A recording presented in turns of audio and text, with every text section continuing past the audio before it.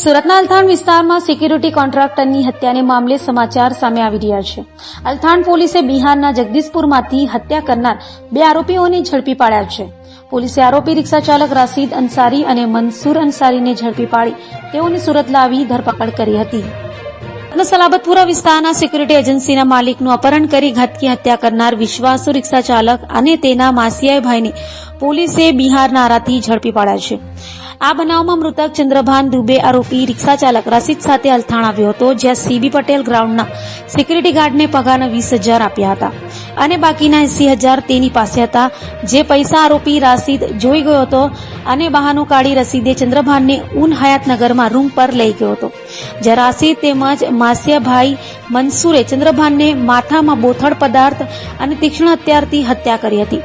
લાશના ટુકડા કોથળામાં ભરી મોપેડ પર મીઠી ખાડી પાસે ફેંકી દીધા હતા અને બંને બિહાર જતા રહ્યા હતા।